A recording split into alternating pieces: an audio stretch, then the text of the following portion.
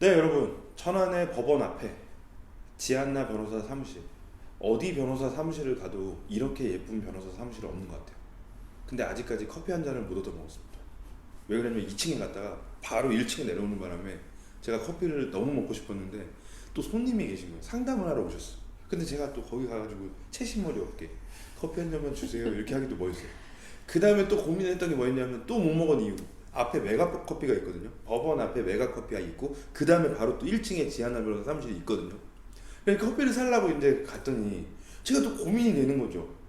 아, 이놈의 커피를 세 잔을 사야 돼, 두 잔을 사야 돼. 한 잔을 사가지고 지하나 변호사에 안 드시면 또 내가 그 한 잔이 너무 아깝고 미안한 것 같고. 복 팀장님이랑 둘이서 막 먹고 있는데 지하나 변호사 속으로 생각하시고 내가 안 사줘서 아니 근데 지들끼리 그거 먹었나? 오해하신 게 너무 네. 잘 저희가 불과 얼마 전에 전자동 커피 머신기를 들여다봤습니다. 그래서 얼마든지 커피는 무제한으로 먹고 싶을 때 먹어야 되는데 지금 못 먹어가지고 이따가 갈 스타벅스 때는 원두로 스타벅스 원두로 달고 있는 아, 전자동 예. 커피 머신이 있기 때문에 이렇게 또 얘기하는 게 또 자랑이 나옵니다. 네. 변호사 사무실 정말로 그 의뢰인 중심주의의 그 표본이 되는 그 지한나 변호사 사무실이고요. 뭐 혹자는 어디 천안이나 이런 데 오시면 우리 MD가 하도 예쁘다 그러니까 어느 변호사님이 언제 천안 재판 갈 때 있으면 지한나 변호사 사무실 꼭 들렀으면 좋겠어요. 이런 말씀도 하셨거든요. 물론 이제 변호사 사무실이 예쁘고 뭐 이렇다고 해가지고 그 사건을 잘하거나 뭐 이런 건 아니지만 그래도 사건을 잘하고 있는지 여기서 또 한번 확인해 봐야 될 거 아닙니까? 그래서 지한나 변호사님과 함께 우리 못 봤던 시간 안에 네. 우리가 잘 처리했던 사건에 대해서 한번 이야기해 네네. 보겠습니다. 뭐 지금 이제 천안지방검찰청이 또 왼쪽에 있고요, 그죠? 그 다음에 천안지방법원이 오른쪽에 있고, 그래서 형사소송 얘기를 먼저 좀 해보고 네. 싶은데 네. 형사소송은 뭐 사건 좀 기억나시는 게 있나요? 최근에 이제 뭐 그 젊은 아주 멋있는 청년 분이 직원 회식 자리에서 뭐 이제 조금 마음에 드는 여성하고 불미스러운 일이 있었는데 이제 사실은 같이 이제 호응을 해서 했던 거였는데 이제 일방적으로 강제 추행으로 고소를 당하셔가지고 억울하게 찾아오신 사건이 있으셨어요. 아버님과 같이. 그래서 그 사건을 수사 단계부터 수입을 해서 결국은 이제 무혐의 처분을 받은 사건이 있었습니다. 아, 잘못 얘기했다. 제가 지금 하는 거는 이 중간부터 이제 뭐 어떤 그런 얘기들 자꾸 여쭤봐야 되는데 말씀을 너무 많이 해가지고 결론까지 나요. 일단 이거는 뭐 조금 이따가 영상을 지우든지 일단 할 테니까 일단 첫 번째 네. 회식 자리에서 남자분이 물론 핸섬하고 멋있고 이런 건 좋지만 중요한 건 그게 만약에 죄가 되면 무조건 처벌을 받아야 되죠. 맞죠. 그죠? 네. 네. 처벌을 받지만 중요한 건 또 그분들 살인자든 뭐든 간에 일단 변호인의 조력을 받을 권리가 있으니까 그래서 이제 그게 네. 필요한 거였죠. 네. 그래서 일단 회식 자리에서 자기가 마음에 드는 여성인데 여성을 이제 강제 추행한 거는 맞나요?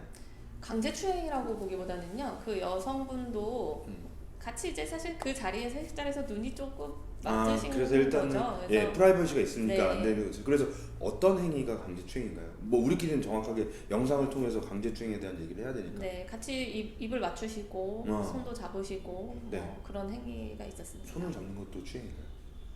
추행일 수 있죠. 추행일 네. 수 있어요. 뭐 입을 맞추는 건 네. 당연히 그렇겠죠. 그러면 일단 거기에서 구속 상태는 아니었고요. 네, 구속 상태는 불구속 상태나 네. 불구속 상태에서 그럼 이분은 언제 왔습니까? 경찰 조사 받고 나왔나요?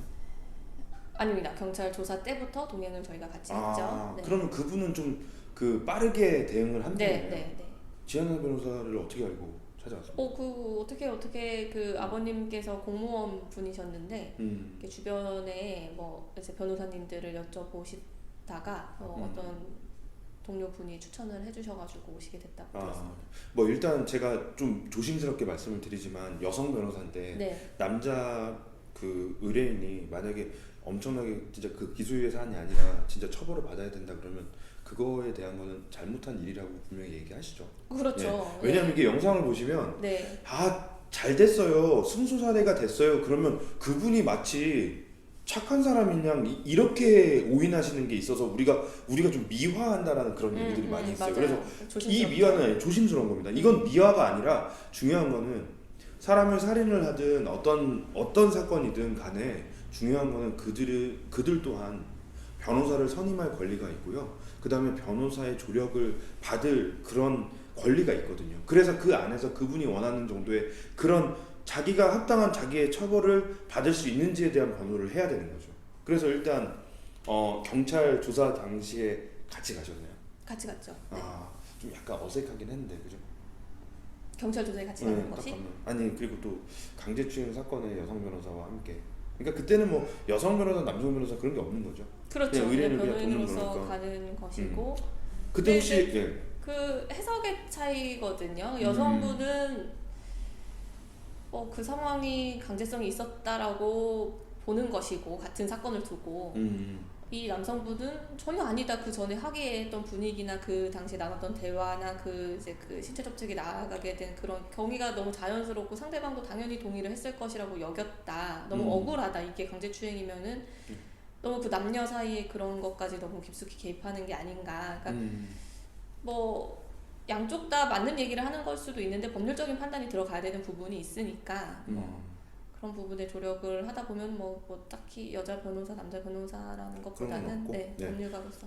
그럼 이제 경찰 조사를 갔죠. 네. 경찰 조사를 갔는데 두 분이 이렇게 있고 경찰이 또 얘기했는데 그 경찰관이 또 약간 압박을 좀 주잖아요. 그렇죠. 네네네. 그분이 그냥 성적 수치심을 느꼈대잖아요. 막 이렇게 얘기하면. 그렇죠. 변호사는 네네. 어떤 걸 도움을 줍니까? 그 사건에서 혹시 기억나는 거 있어요? 뭘 물어봤는데 우리 의뢰인이 막 답변을 못 해가지고 지한나 변호사님 좀 도와주는 거. 그러니까 그 상황 자체가 아무리 정확하게 본인 두 분 아주 술을 드셨기 때문에 각자 생각하는 그 포인트와 그 있었던 일이 좀 달라요. 그래서 저희한테 처음부터 끝까지 있는 상황을 빠짐없이 그대로 얘기를 해달라. 그래야 저희도 정확하게 판단을 할 수가 있다. 그래서 수사가 들어가기 전에 이미 다 듣고 들어갔는데 중간에 뭔가 그 과정 중에 하나가 저희한테 얘기하지 않은 부분이 하나가 튀어나왔는데 이분이 이제 그 얘기를 들으니까 그제서야 생각이 나신 거예요. 아 맞다. 그런 일도 있었다. 그러니까 술이 취하셨기 때문에 처음부터 끝까지는 기억을 못 하셨던 거죠.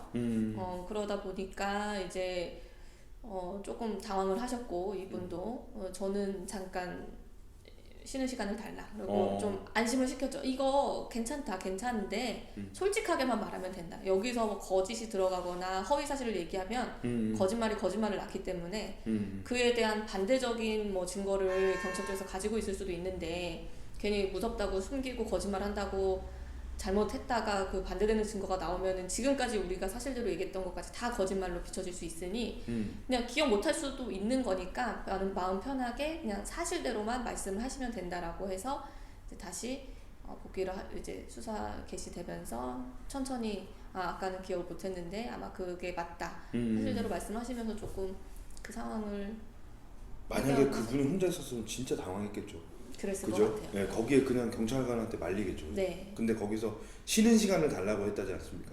그러니까 그것 또한 이제 변호사의 어떤 기계 그리고 다양한 그런 조사를 입회하다 보니까 그거에 대한 어떤 노하우가 있겠죠. 그러면서 뭐 그렇다고 해서 기분 나쁘게 잠깐만요 이게 아니라 그죠? 네.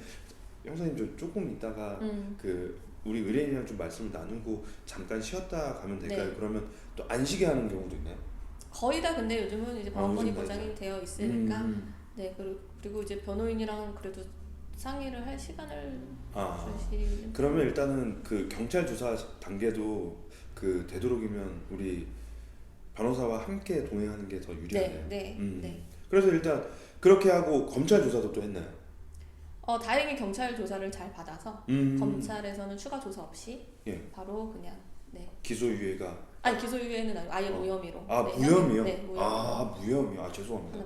전 또 기소유예 받은 걸 가지고 왜 이렇게 자랑하나 했더니 무혐의면 자랑할 만하죠. 여러분들 그 검찰 안에서의 무혐의는 법원에서의 무죄와 맞죠? 그렇죠. 네, 무죄와 같은 혐의가 없는 걸로 나오니까 무혐의라는 거죠. 무혐의를 받았다는 겁니다. 네. 뭐 사건에 대해서 마지막으로 소회 이 결과를 딱 얻고 나서 우리 의뢰인이 변호사님한테 고맙다고 얘기하던가요?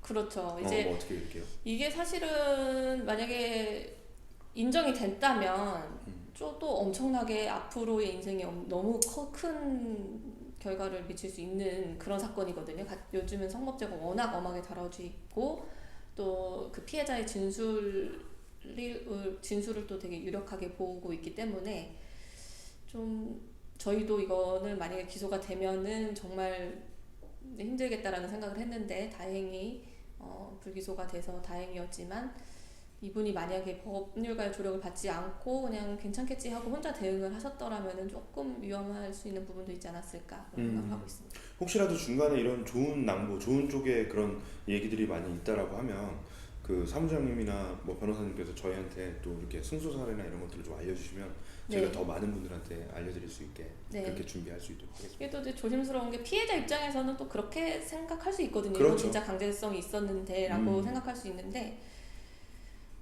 그런 쪽 입장에서 보면은 또 이제 뭐 저도 성범죄자 맞는데 뭐 변호를 했다 이렇게 하실 수도 있지만 그쵸? 예. 어디까지나 그래도 그 범죄가 되고 안 되고는 정말 심층적인 그런 다각도의 접근이 필요하거든요. 한 사람의 인생이 달린 일이기 때문에. 그렇죠. 네. 그래서 이제 각자 느끼는 바는 다를 거고 또 법률적인 판단도 다를 수 있다. 네. 네. 그래서 이제 결론적으로는 우리 주한나 변호사님은 오시는 의뢰인을 위해서 최선을 다한다는 그 변호사의 그런 사명을 가지고 계신 네, 거고, 네. 그죠? 그게 어떤 거든 간에 그 범죄라서 지금 우리가 이걸 되게 조심스럽게 여기는 네, 거예요. 네, 네. 알겠습니다. 지한나 변호사와 함께했던 그 강제추행의 무혐의 처분을 받았던 그 사례 두 번째 인터뷰로 이어갔고요. 이제 세 번째 인터뷰로 또 넘어가도록 하겠습니다. 감사합니다.